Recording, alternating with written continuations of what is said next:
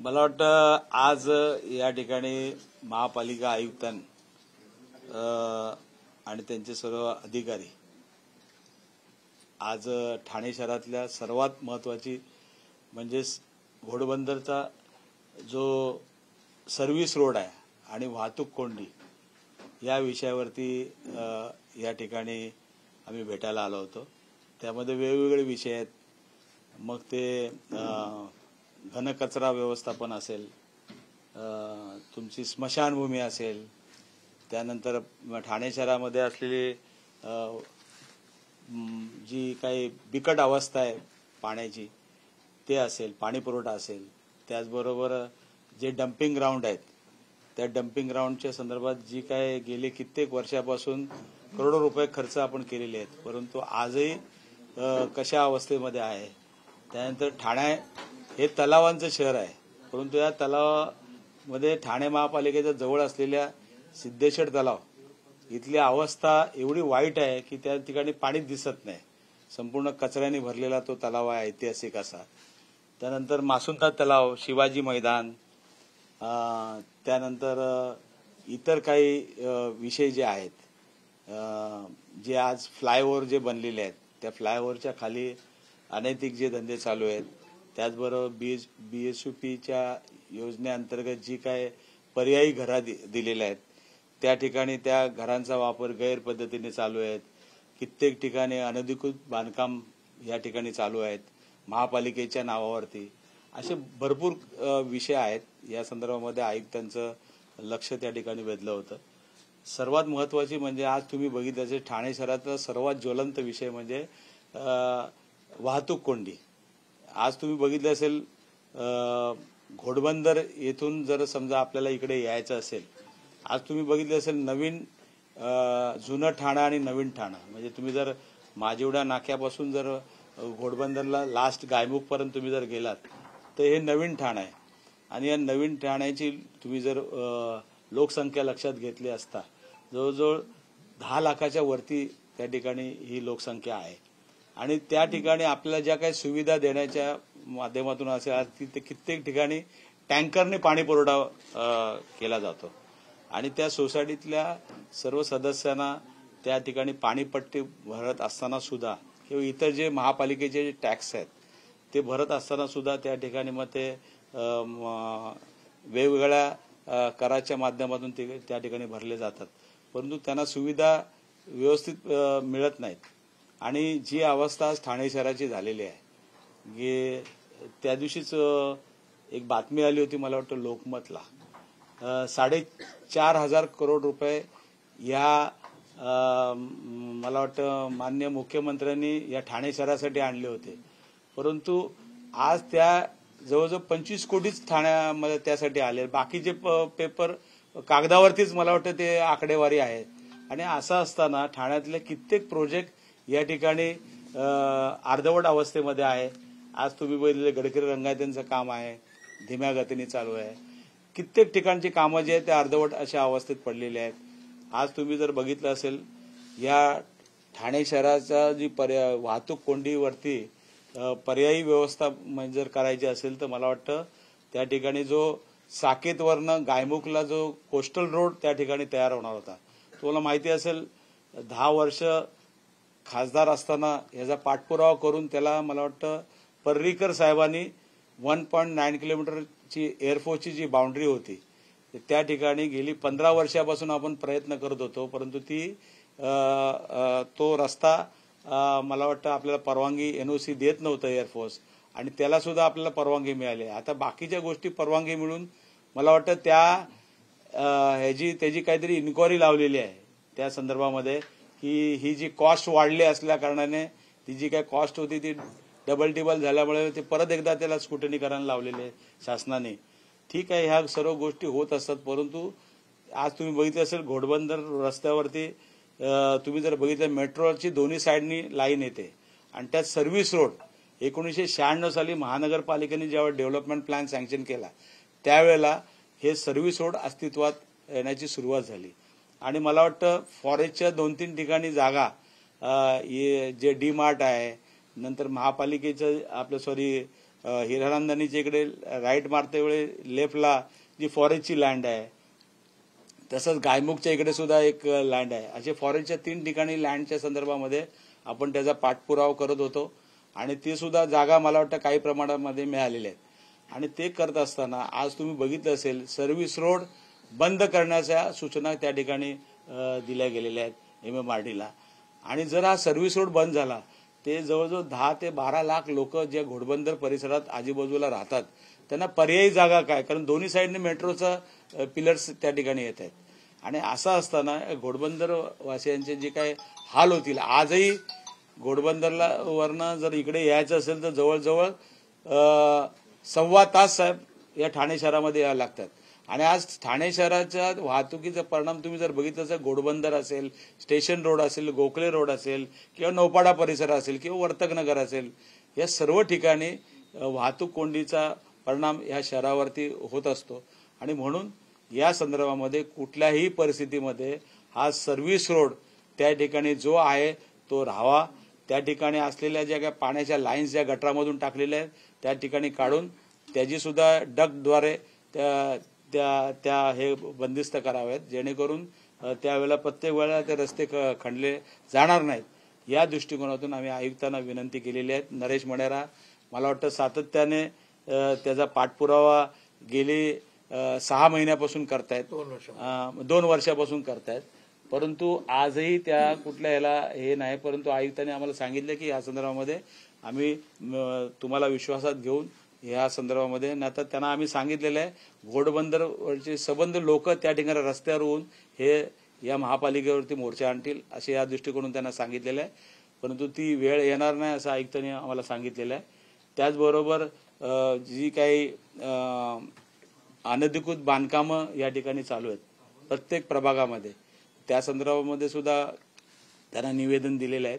त्यानंतर जी काय BSUP योजनेअंतर्गत जी काही घरं पर्यायी दिलेली आहेत त्या ठिकाणी सुद्धा कोण त्या बिल्डिंगमध्ये कोण बाहेरचीच लोक घुसलेली आहेत. म्हणजे आज आपली इस्टेट डिपार्टमेंट काय करते ह्या दृष्टिकोनातून लक्ष घातलं गेलं पाहिजे. अशा ठाणे शहरातले सर्व ज्वलंत विषय ते त्या ठिकाणी आपण मांडलेले आहेत. सर, 2300 कोटींचं टेंडर काढलेलं महानगरपालिकेने डम्पिंग ग्राउंडसाठी, मात्र अद्यापही ठाणे महानगरपालिकेचं स्वतःचं असं डम्पिंग ग्राउंड नाहीये. ठिकठिकाणी मोठ्या प्रमाणात कचऱ्याचे ढीग साठले. मला वाटतं या संदर्भामध्ये हा सुद्धा विषय झाला. जर ठाणे शहराने गेले कित्येक वर्षापासून डायगरला मला वाटतं 10 ते 15 वर्षामध्ये आपण कित्येक करोडो रुपये या ठिकाणी खर्च करून डायगरला आपण ते त्या ठिकाणी घनकचरा व्यवस्थापनासाठी जागा घेतली होती. त्यानंतर आज तुम्ही बघितलं CP टँक बाजूला, तिथे सुद्धा उघड्यावरती कचरा टाकतो. घोडबंदरला सुद्धा त्या ठिकाणी उघड्यावरती आपण कचरा टाकतो. अशा 4 ठिकाणी कचरा टाकला जातो आणि त्याचा आजूबाजूच्या लोकांना त्रास होतो. या संदर्भामध्ये मला वाटतं महानगरपालिकेने प्रभाग समिती वाईज त्या ठिकाणी स्वतंत्र एक छोटे छोटे प्लांट तिकडे टाकावे या दृष्टिकोनातून त्यांना सांगितलं होतं, परंतु अजून ती सुद्धा कारवाई झाली नाही.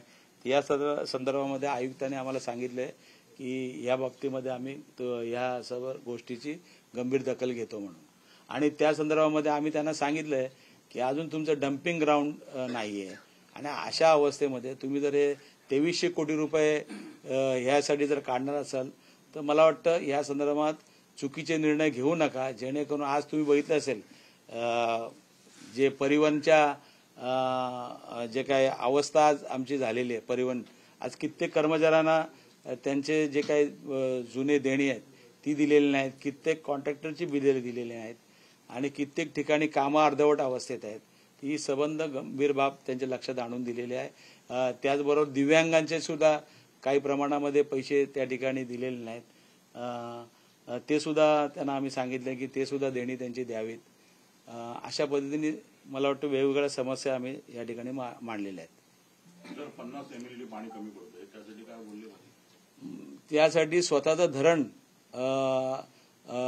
असावं यासाठी आपण मागणी केलेली आहे. तुम्ही बघितलं असेल 110 MLD योजना मनोहर जोशी मुख्यमंत्री असताना आपली झाली होती.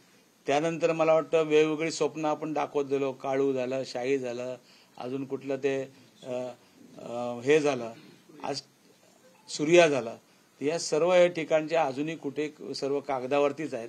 यासाठी स्वतःचं धरण असलं पाहिजे. आणि ज्या आता तर ठाण्यामध्ये टँकर लॉबी त्या ठिकाणी निर्माण झाली आहे आणि त्या दृष्टिकोनातून मला वाटतं घोडबंदर परिसरामध्ये पाण्याची एवढी टंचाई आहे, त्या ठिकाणी प्रत्येक सोसायटीला 5-5, 6-6 टँकर पैसे देऊन घ्यावे लागतात. या संदर्भात सुद्धा ही बाब सुद्धा त्यांच्या लक्षात आणून दिले. या संदर्भात सुद्धा कारवाई करण्यासाठी आम्ही त्यांना सांगितलेलं आहे. सर, डम्पिंगचं काही विषय अजून काही झालं नाही, निकाल लागत नाहीये आणि आता पावसाळा जवळ येतोय, नाळे सर्व तुंबतायत, पाणी भरतोय, यावर आपण काय चर्चा केली का? मला वाटतं या संदर्भात सर्व गोष्टी त्यांना सांगितलेल्या आहेत. तलावांच्या बाबतीमध्ये सांगितलं आहे की या सिद्धेश्वर तलावाच्या इकडे जे तुम्ही आहे त्या ठिकाणी पूर्ण पाणीच दिसत नाही. मग ती जी काही जलवनस्पती दिसते, कचरा डम्पिंग ग्राउंड संबंध अख्खा कचरा त्या ह्याच्यामध्ये टाकलेला आहे आणि यासाठी बजेटरी प्रोव्हिजन सुद्धा केलेली आहे. दर महिन्याला त्या ठिकाणी ती तरतूद सुद्धा आपण ह्याच्यात ठेवली होती की हे सर्व तलाव आहेत ते साफ करण्यासाठी. परंतु जे गेले कित्येक वर्षापासून ही योजना त्या लोकांनी बंद केलेली आहे आणि अशा पद्धतीने तलावांची सुद्धा जी काय अवस्था झाली आहे, गार्डनची अवस्था, ठाण्यातले गार्डन्स आहेत ते सुद्धा व्यवस्थित राहिलेले नाहीत. तर अशा पद्धतीने दुसरं महत्वाची गोष्ट म्हणजे स्मशानभूमी जी आहे ती जी सर्व धर्मियांसाठी बांधलेली म्हणजे ते हे केली होती ती सुद्धा अजूनही त्याचा हायकोर्टाने आता 2-4 दिवसापूर्वी ऑर्डर केलेली आहे की ही जागा ताब्यात घेऊन लवकर काम सुरू करा म्हणून. त्या आयुक्तांना सांगितलंय की ते लवकरात लवकर ते काम सुरू करा आणि जेणेकरून ह्या सुविधा आपण देऊ शकू. अजून काय विषय सांगितलं बंद केलं करतात त्याबद्दल मनेरा साहेबांनी एक इशारा दिला होता, जर हे काम पूर्ण बंद केलं नाही तर उद्धव ठाकरे गटाकडनं निषेध आंदोलन केलं जाईल, ते काम बंद केलं जाईल. तरी सुद्धा अजूनही काम सुरू आहे, त्यावर काय? आजपासून आम्ही सर्व सोसायटी आहेत त्या सर्वांना आम्ही अप्रोच होतोय आणि ॲपच्या द्वारे आम्ही त्या संदर्भामध्ये मोहीम सुरू करतोय. परंतु आयुक्तांनी आम्हाला सांगितलं की 8 दिवसामध्ये त्याची मीटिंग लावतो आणि या बाबतीमध्ये आम्ही निर्णय घेऊ म्हणून असं आम्हाला सांगितलेलं आहे. नाहीतर आम्ही रस्त्यावरती उतरू. गायमुक्त मेट्रो रेल्वेचा सर गायमुक्त मेट्रोचं 25 पर्यंत काम पूर्ण होणार असं सांगितलं होतं, अजून झालेलं त्या भरपूर ट्रॅफिक होतं. गायमुखचं तेच तर सांगितलं ना मग अशी मेट्रोचं मेट्रो आता सरकारकडे पैसे कुठे आहेत, हळूहळू काम चालू आहे. आता किती दिवस मेट्रोचं काम पूर्ण होईल म्हणून सांगितलेलं आहे, बघूया आता काय करतात ते. साहेब, एवढ्या ठाणे शहरातल्या समस्या आहेत, त्याला प्रशासन जबाबदार आहे का कुठे राजकारणी जबाबदार? सर्व जबाबदार आहेत त्याच्यात, सत्ताधारी जबाबदार आहेत आणि महत्वाची गोष्ट म्हणजे आयुक्त आणि त्यांचे अधिकारी सुद्धा त्याला जबाबदार आहेत. कारण शेवटी बघा, महापालिकेचा आयुक्त, सिटी इंजिनियर आणि त्याला मंजुरी देणारे ऑडिटर हे सर्व शासन नियुक्त प्रतिनिधी आहेत. एखाद्या लोकप्रतिनिधीने एखादा प्रस्ताव मांडल्यानंतर तो बरोबर आहे की नाही, लोकांच्या हिताकरता आहे की नाही, हे सर्व गोष्टी पाहणं आयुक्तांचं काम आहे किंवा त्यांची सर्व टीमचं काम आहे.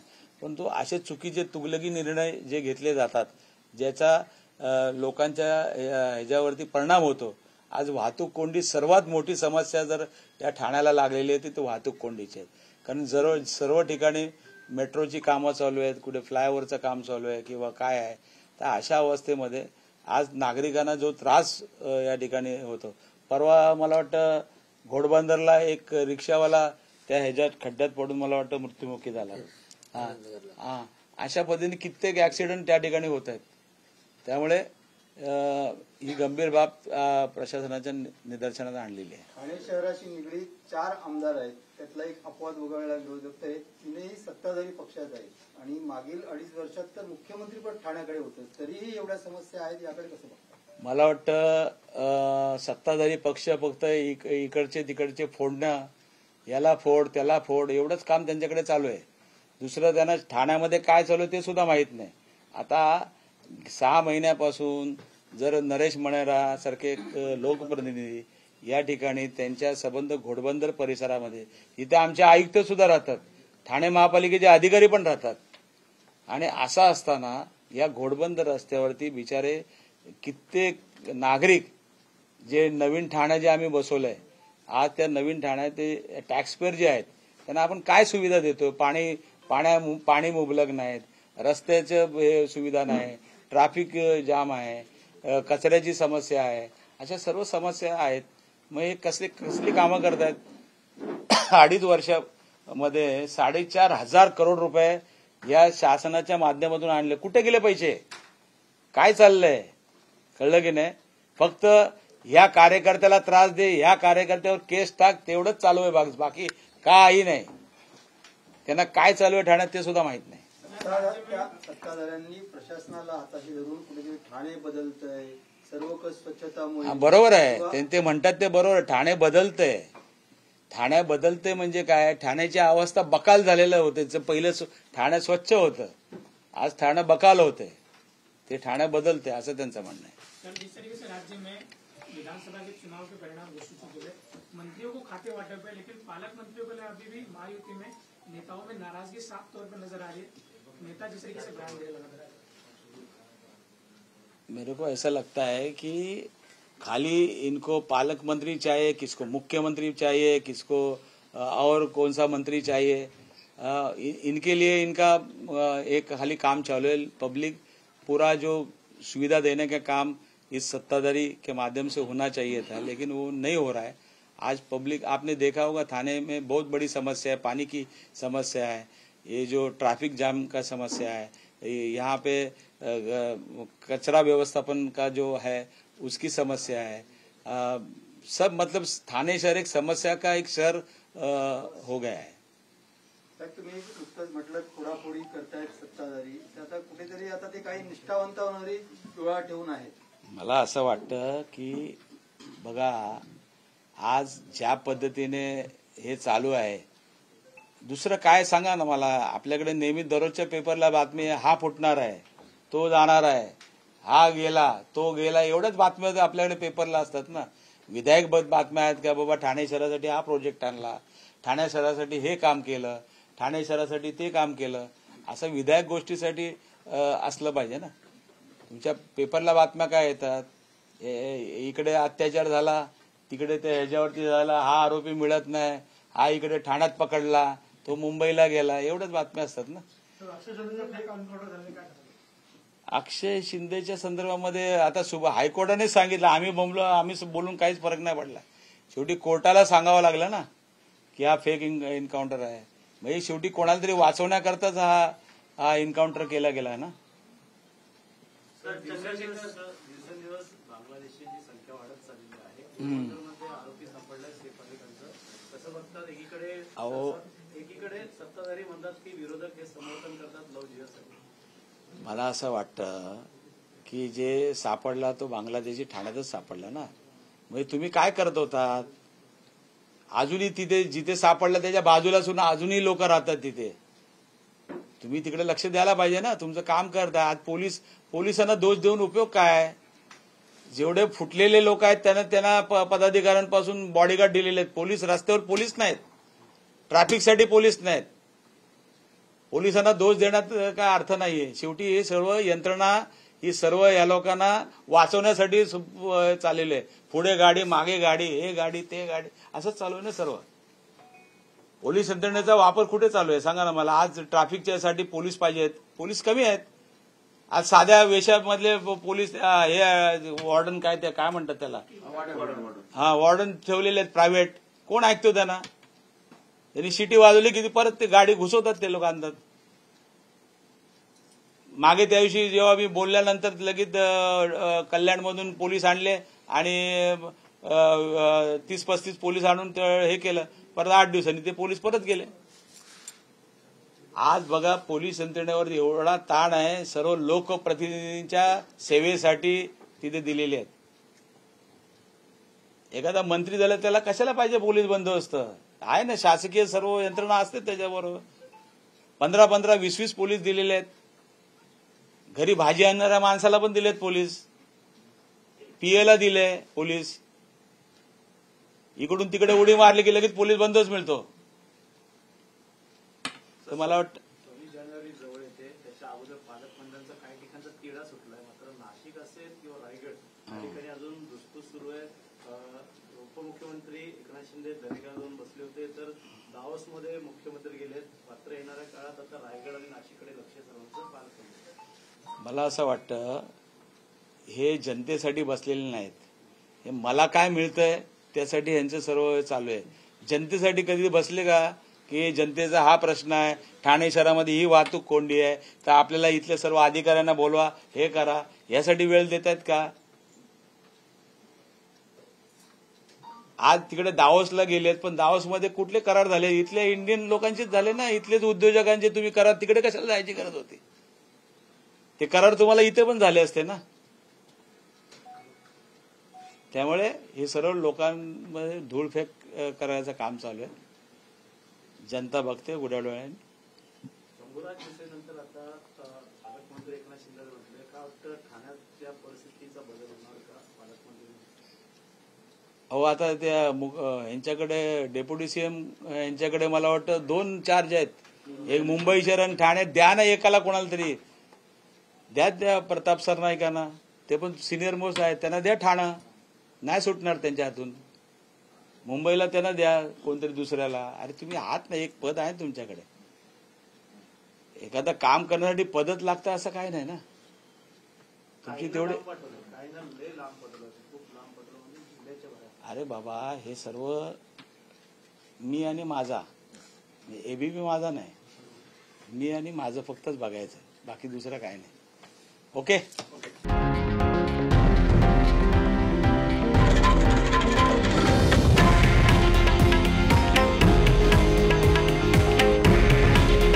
हे आहे देशातील नंबर 1 न्यूज नेटवर्क आणि आपण पाहत आहात TV9 मराठी. काळजी तुमची, हित महाराष्ट्राचं.